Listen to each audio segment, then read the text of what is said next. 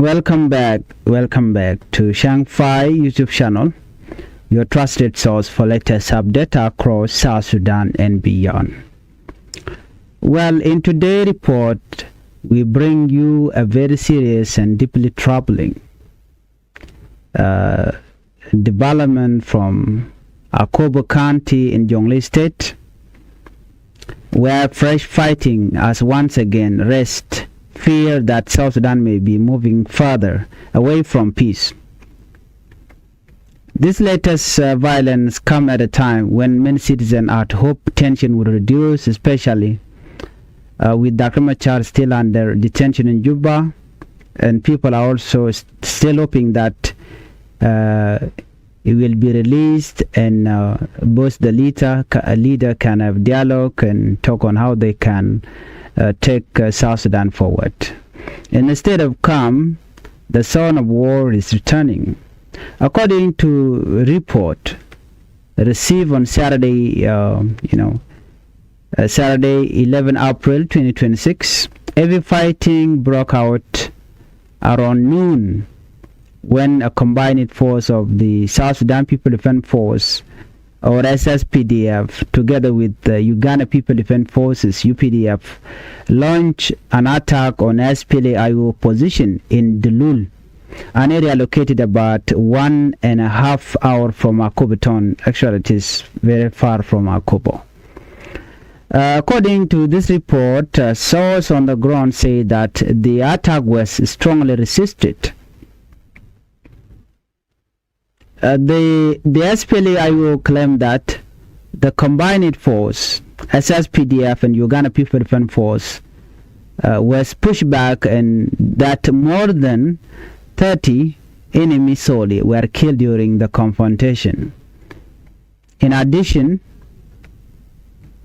3 wounded soldiers were reportedly captured alive. These were SSPDF soldiers, and they are now receiving treatment under the care of SPLA Sector 3 Command, according to this report posted by Palmai Dang.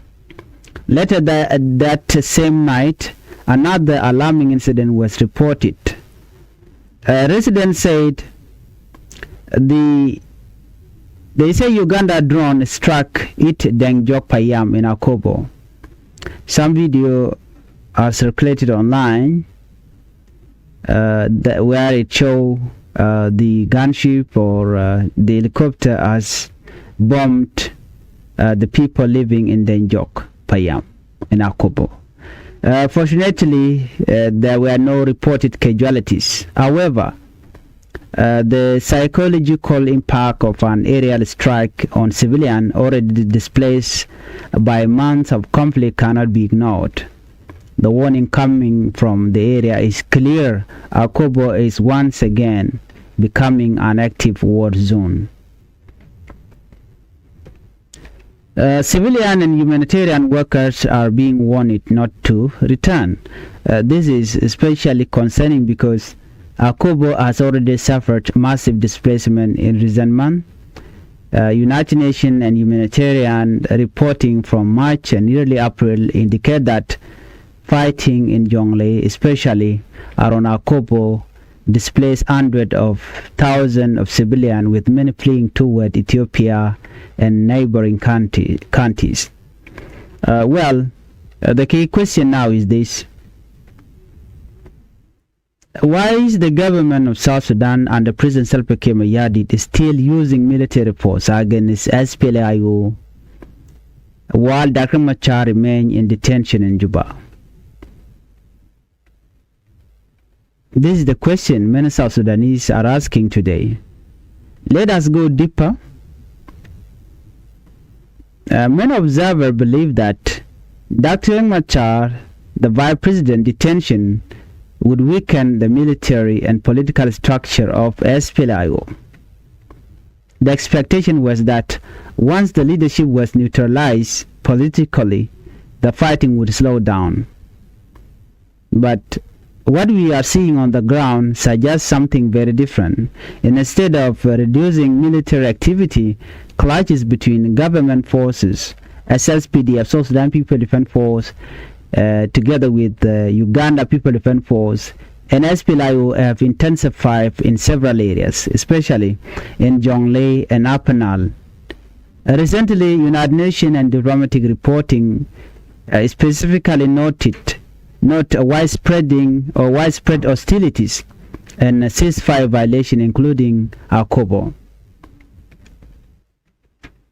This raises serious concern that the current military operation may not be about peace enforcement, but rather about territorial control and strategic dominance. Akobo is not just any location, it is a high strategic border area close to Ethiopia. For years, it has remained a stronghold of SPLA influence. Even after earlier withdrawal and repositioning by opposition forces, reports suggest government troops continue advancing into surrounding opposition areas. This creates the impression that the military objective may be to completely remove SPLA presence from Jonglei. From a political perspective, this is dangerous. When one side continues to use force during an already fragile peace process, it weakens public confidence in dialogue. People begin to believe that peace agreements are only words on paper. The humanitarian cause is already devastating. Families who had already been displaced once are now being forced to flee again. Markets have been destroyed, aid routes have been interrupted, children are out of school, and health services remain under pressure. A diplomatic statement released this month have directly criticized action by the transitional government for worsening humanitarian crisis in Akobo and contributing to the displacement as well. Now let us address the second and equally serious issue. Uganda reported involvement. A new claim say that Uganda People Defense Force identification card were found on soldiers wearing SSPDF uniform or South Sudan People Defense Force uniform after the Akobo confrontation on April 11, 2026. If independently verified, this would directly challenge earlier denial regarding foreign military involvement in South Sudan conflict.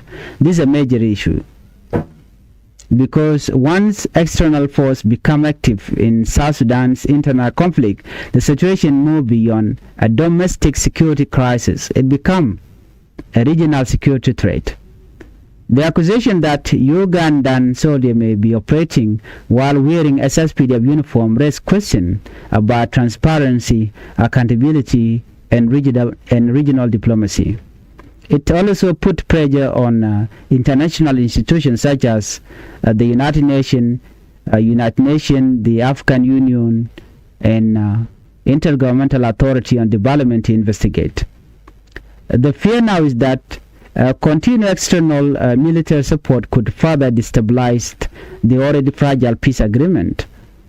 The involvement of figures linked to Yoweri Museveni and Muhoozi Kainerugaba has already been a point of regional discussion in recent years, especially, around troop deployment and border security. For many South Sudanese civilians, this is no longer just about politics, it is about survival. People want peace, they want to return home, they want farming, school and market to reopen. And instead, many are again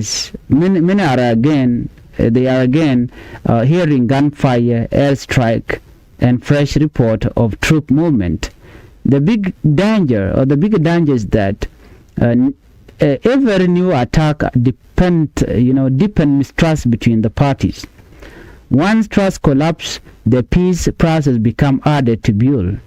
And when civilians continue paying the price, frustration can turn into long-term instability in the country.